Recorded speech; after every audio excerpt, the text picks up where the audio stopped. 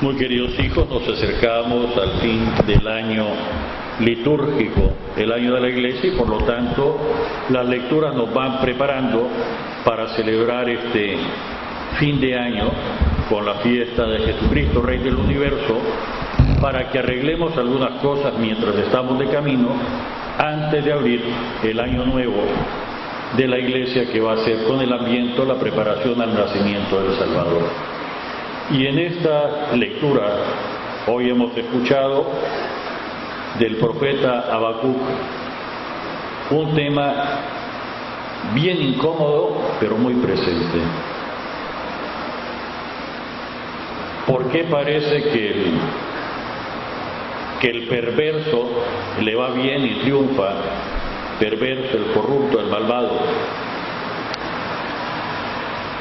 ¿Y por qué no se siente que el Señor, que no quiere el mal, no ha arreglado todavía las cosas? Y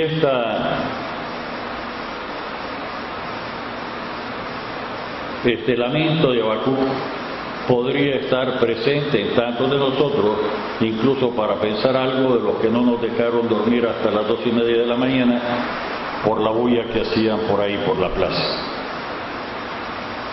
¿Por qué? ¿Qué pasa? ¿Acaso también el Señor es de los que promete para no cumplir? ¿Por qué tarda? Y el Señor, que nunca deja de responder, pero siempre, precisamente porque tiene la visión de Dios, ve aquellas cosas que en nuestro análisis no lo tenemos presente, y no tiene la tentación a la inmediatez que tenemos nosotros, porque está libre de la coyuntura espacio-temporal. Le responde al profeta: tened paciencia, tened paciencia. En su momento, aquello que nosotros recogemos, que Dios tarda pero no falla. Y no es simplemente porque el Señor se haga de esperar. Habacuc, Antiguo Testamento, no tiene toda la verdad, aún hace falta la revelación completa en la persona de Jesucristo. Y Habacuc, por muy profeta que sea, se le pasa un detalle esencial del propio Dios que nos revela a Jesucristo. Dios no se contenta con la justicia. Padre, ¿qué está diciendo?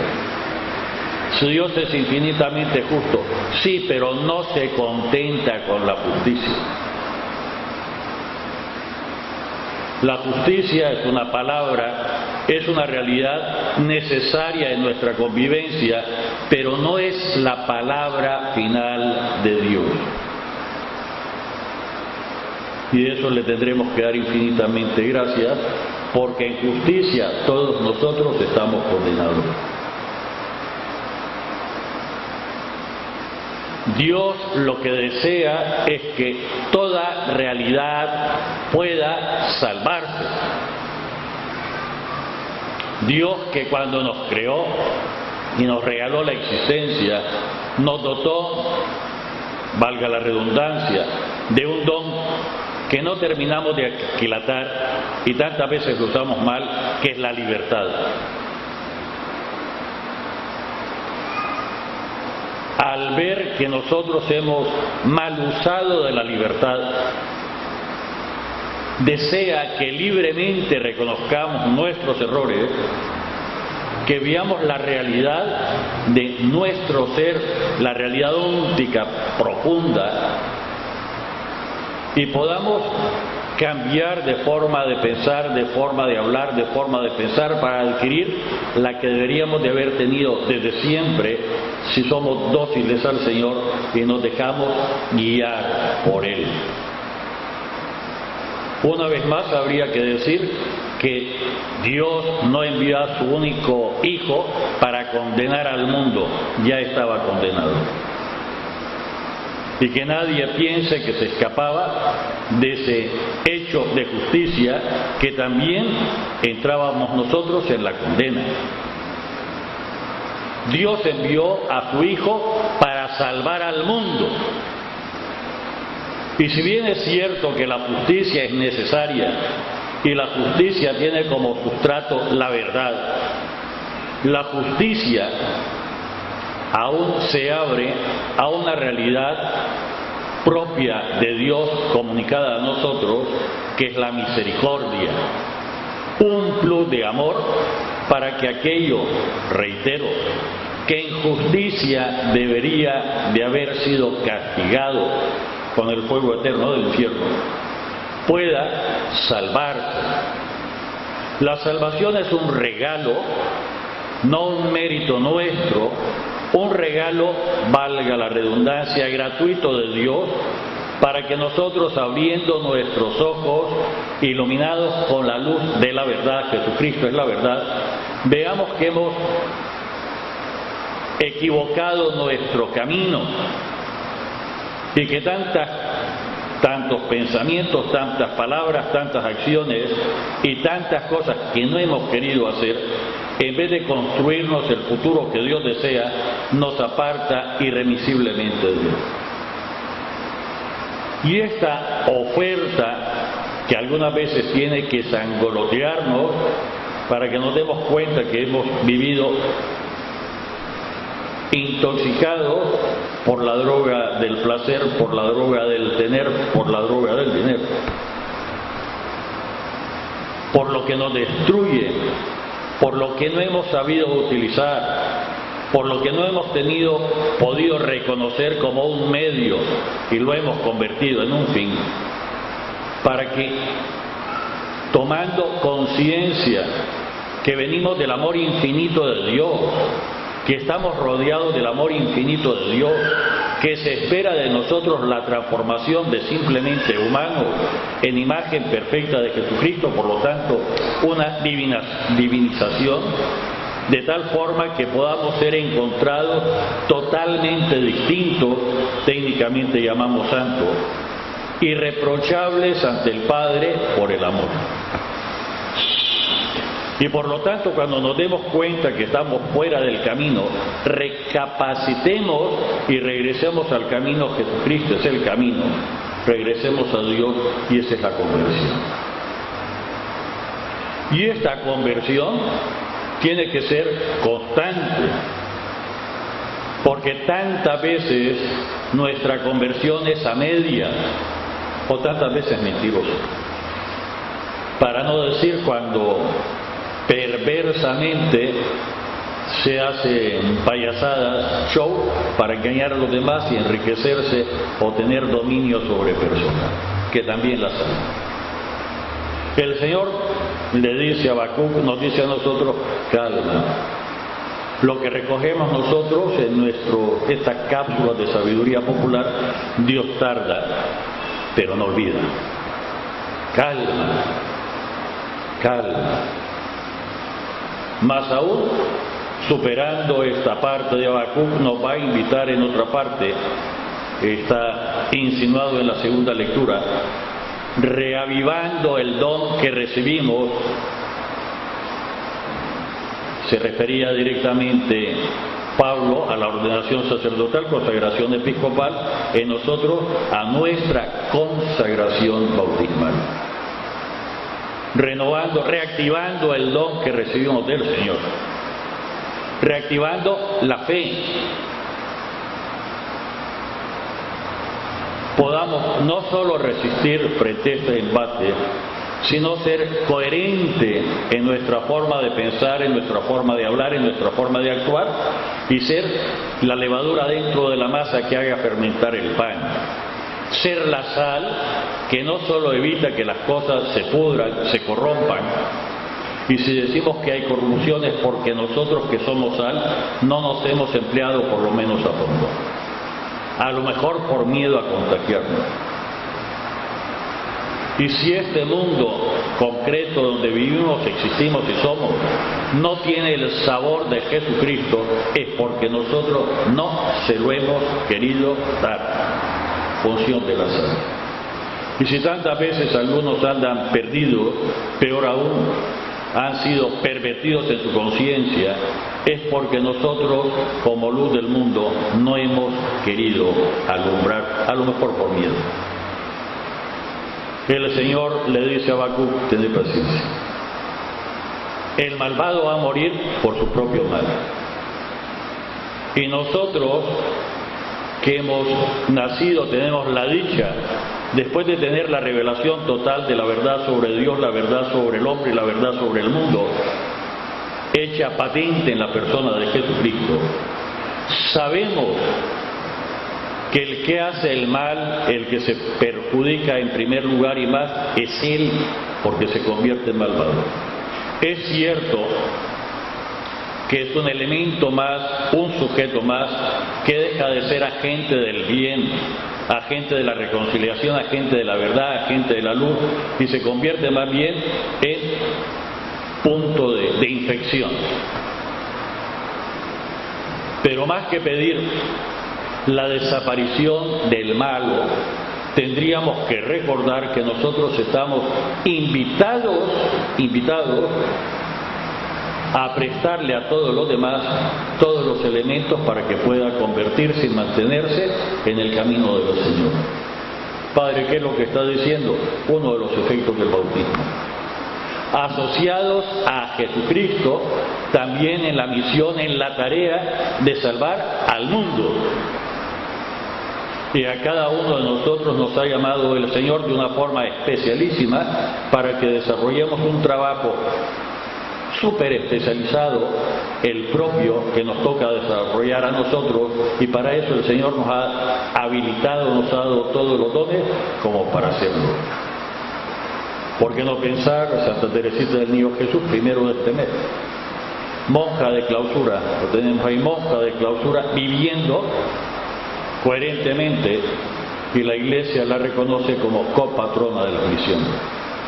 Acabamos de celebrar al Seráfico Padre Francisco de Asís, viviendo una dimensión especial.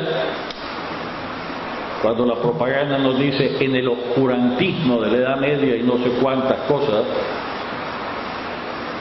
por envidia a la Iglesia, tener presente que San Francisco de Asís sigue iluminando, pasado ya más de 800, casi 900 años, sigue iluminando nuestro presente, retando nuestro futuro. ¿Y qué hizo Francisco de Asís? El ser coherente en su momento, en su espacio, ser coherente.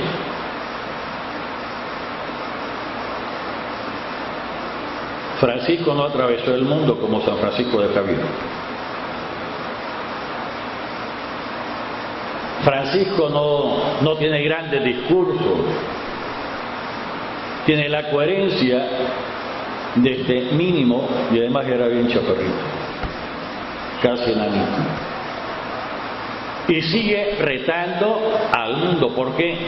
Porque abrió su existencia a este Dios que salva, no en forma individual, sino se convierte en instrumento en las manos del Señor. Es oración, ¿no? Padre, ¿y entonces qué tenemos que hacer? Pasamos a este bellísimo evangelio de hoy, cuando los discípulos, después de haber sido mandados a la primera misión, que han visto los frutos de cuando más o menos es fiel al Señor, no vamos a exagerar, que eran fieles hasta el extremo, y le piden al Señor, ¿qué le van a pedir al Señor? Aumentarnos la fe. Queremos tener más fe. Han compartido con Él, siguen compartiendo con Él, pero todavía la infección de los criterios del mundo los domina. Aumentarnos la fe. Porque si esto lo hemos hecho con la fe que tenemos, si tuviéramos más, y entra involuntariamente la tentación del tener. Y el pensar que el que tiene más es más. Tentación que sigue atravesando a lo largo y a lo ancho, iba a decir, a la Iglesia, a la humanidad. Tener más. más dinero, más cosas. Y el Señor los corrige. No es la cantidad, sino la calidad. La coherencia.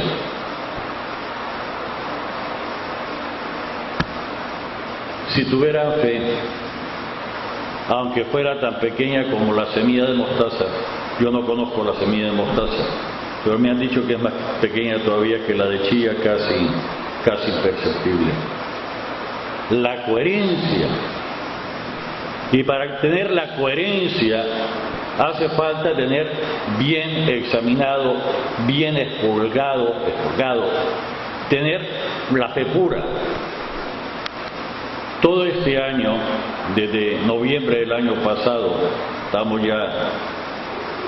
hemos comenzado ya octubre, año santo de la fe, cuando el Papa nos pidió estudiar a profundidad el catecismo. No es para tener más fe, sino para ir limpiando nuestra fe de las posibles infecciones y ser coherentes. Y para que no presumamos de lo que tenemos, sino al contrario, la fe es un resultado de lo que somos. Y la fe se nos entregó gratuitamente, no por nuestros méritos, sino por el amor infinito de Dios.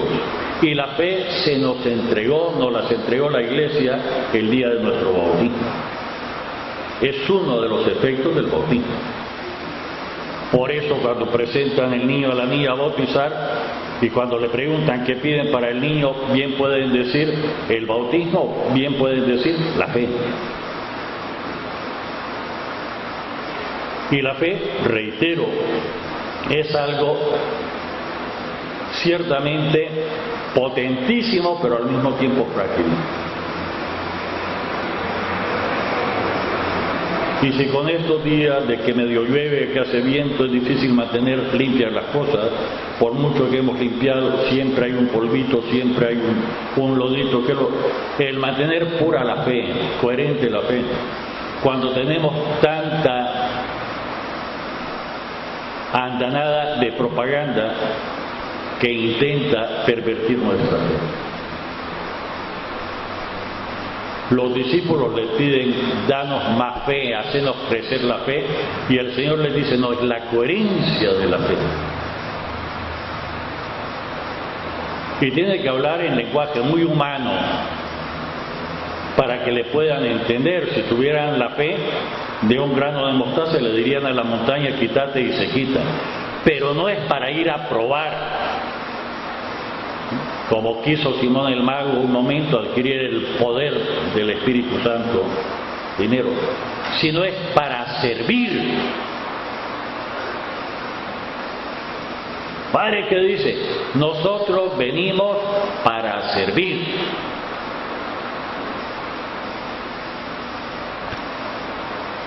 Por desgracia, como no pensamos tanto, nos olvidamos que el que no sirve, normalmente le llamamos inútil, y hasta en la casa decimos eso ya no sirve para nada, y entonces le damos el nombre de basura y hasta pagamos para que se lo diga. Es la basura, ya no sirve para nada, ya ni siquiera puedo convertirlo en un limpión, ya ni siquiera puedo convertirlo en otra cosa, reciclarlo, ya no sirve para nada, es basura. Y algunos, por desgracia, en vez de buscar como meta, como ideal, la perfección de Jesucristo, buscan, habiéndosele pervertido la conciencia, identificarse con la basura. Padre, ¿qué estás diciendo? Si la verdad. Voy a recordar otra cosa que tendría que ser de nuestra experiencia. Algunas veces decimos que nos metimos en camisas de 11 varas a hacer cosas que no estamos preparados. Solo en ese momento podemos esforzarnos por prepararnos, y aunque sea por orgullo humano, bien dirigido, de sacarlo bien, y entonces aprendemos algo que no sabíamos. Y crecemos como personas. Padre, ¿qué está haciendo? Pues Ninguno de nosotros nació aprendido. Todos lo hemos aprendido. Padre, ¿qué está diciendo? Aprendimos a ir al baño porque nos enseñaron, y aprendizaje lento. Aprendimos a comer en su momento. A algunos parece que no. Deberíamos de haber aprendido a comer balanceado. Deberíamos de haber aprendido a compartir, por lo menos en la familia, que es un punto socializador, más aún cuando se entra al colegio y tenemos a 20, 30, 40 de mi edad, que exige una socialización. Tendríamos, y no hemos aprendido aquello que no nos ha roncado la gana de aprender, y pensamos que así somos más porque podemos pagar o podemos exigir a otro que le haga, sin darnos cuenta el engaño en lo profundo, que así nos disminuimos. Sobre todo para los más jóvenes, los que tienen mi edad o mayor, los habrán educado de la misma forma que a mí, más o menos, cuando nos decían que el conocimiento no ocupa espacio y que procurara aprender todo lo que pudiera, en parte para no depender de los demás y en parte, si me tocaba mandar, para que pudiera dirigir al otro. Y así tantos aprendimos a lavar, a planchar, a cocinar, a pegar un botón, a hacer un remiendo, aunque no tengamos la perfección, sabemos cómo se hace. Independientemente si mi familia era muy pobrecita o era muy rica, el aprender, porque así mi persona se expande, por lo menos para que no te des vuelta. Y este aprender, este habilitarme, indudablemente sería muy tonto si no es para ponerlo algún momento en ejercicio, y este ejercicio es servir a los demás. A riesgo de alargarme un poquito, tengo que decir un secreto de la existencia que deberíamos de haber aprendido, sobre todo los que vamos teniendo más años de calendario. Cuando somos muy pequeños, incluso chillamos, hacemos la pataleta para que nos vayan a bañar, que nos vayan a limpiar, que nos vayan a vestir, que nos den de comida, que nos partan la carne, que nos den en la boca, todas esas cositas. Y el que diga que no, o es mentiroso, no se acuerda. Quien más, quien menos, pero cuando hemos ido creciendo, cuando pensábamos que así iba a ser nuestra vida para siempre, el mismo impulso existencial de vivir en una sociedad nos lleva a que nuestra realización está en hacer que el otro se sienta bien. Y esta es la explicación de cuando comenzamos a enamorarnos, de cuando pensamos los varones de que la chavala se sintiera bien, y pensábamos en función de ella, y la chavala para el varón, aunque no fuera muy consciente, en la pulsión del plan de Dios en la persona es más que clara. Y cuando se llega a la edad de ser papá, de ser mamá, sobre todo en la maternidad, la mujer se vuelca totalmente en el niño que se va formando en su seno. Es la voz de la naturaleza que se lo pone. Y cuando vamos un poquito más, tendríamos que haber aprendido ya los mayores que nuestra realización está en los más pequeños. Padre, ¿qué está diciendo? Díganle a una abuelita lo feliz que se siente cuando le llevan a los nietos. Y cómo se procura espontáneamente, aunque dice que ya no puede caminar bien, de estar con los nietos. Nos realizamos en los demás. Ley de vida. Y esto lo sabe el que es muy rico y lo sabe el que es muy pobre. Tal vez con más claridad el que es muy pobre y sabe que se tiene que penquear para que el hijo o la hija no tenga los problemas, las limitaciones que él tuvo, y por eso que el hijo, que la hija pueda. ¿O no es cierto No está esto digamos, en nuestro código genético. Y esto se llama servir. Se llama servir.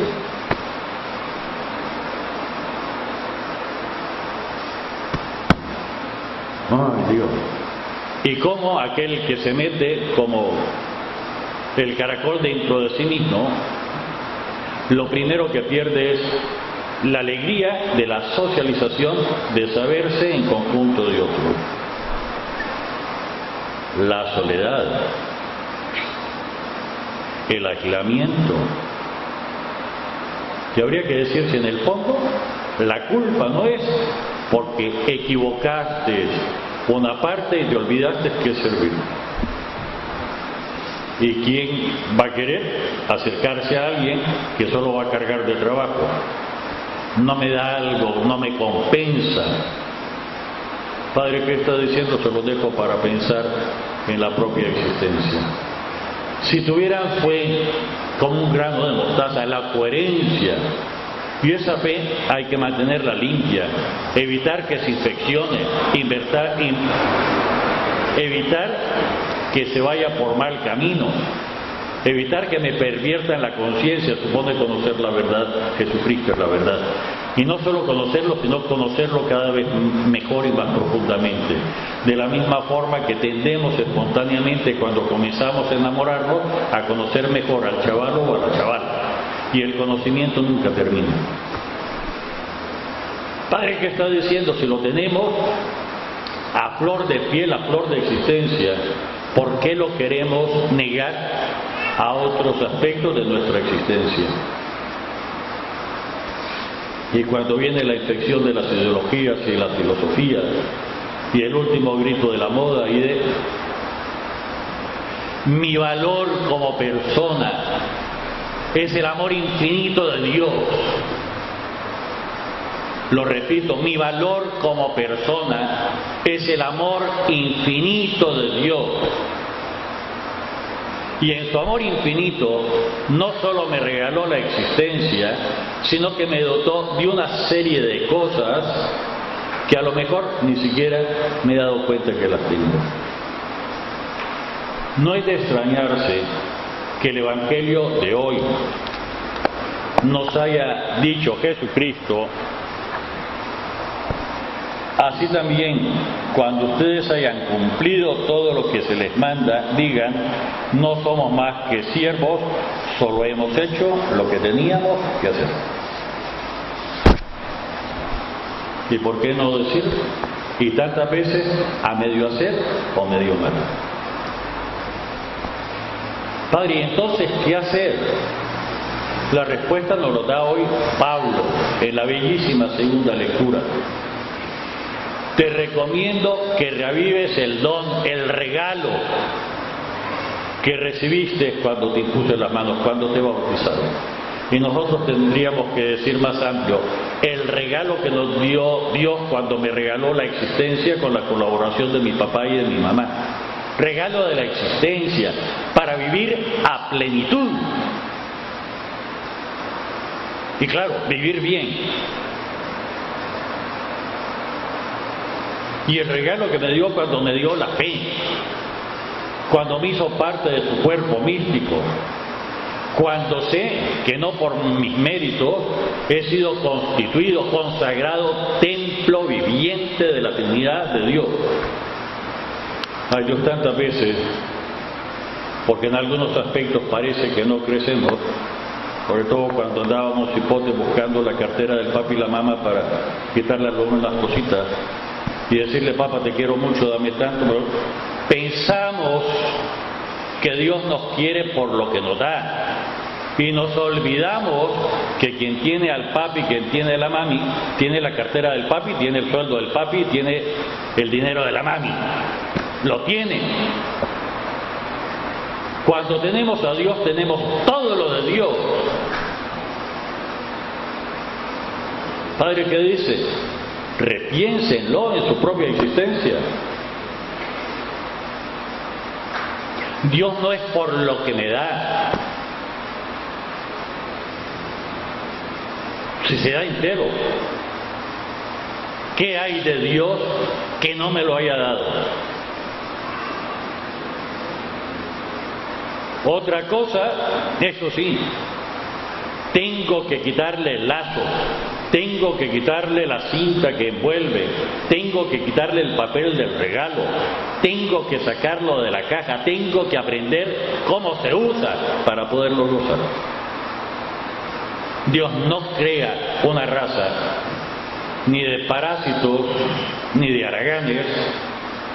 Al contrario, es precisamente poniendo en ejercicio toda nuestra potencialidad que crecemos. Y poniendo en actividad toda nuestra potencialidad, se entiende cuando tenemos una meta, una finalidad que tiene que ser el servir. Y el servir a la persona concreta que está cerca de mí, no porque se lo merezca. Y si decíamos al comienzo que el primer perjudicado es el que hace un mal porque se convierte en malvado, el primer beneficiado, el que sirve, es el que sirve precisamente porque se habilita más y crece. Padre, no se lo merece y ojalá que nunca se lo merezca. Porque si se lo merece, yo estoy obligado. Ya deja de ser un acto de liberalidad y amor, de entrega. Si se lo merece, estoy obligado. Padre, ¿qué está diciendo? Que todavía nuestra persona requiere esa metempsicosis que dice Pablo, ese cambio de mentalidad. Y todavía nos dejamos inundar, dominar por los criterios de este mundo y no estamos duchos en la forma de pensar de Dios, que ya la deberíamos de tener. Padre, ¿qué está diciendo? Se le soltó el de pelo. Apártate de mí, Satanás, le dice Jesús a Pedro, porque tú no piensas como Dios, tu forma de pensar es de los hombres. ¿Y cómo iba a pensar Pedro? Debería de haber adquirido ya la forma de pensar de Dios.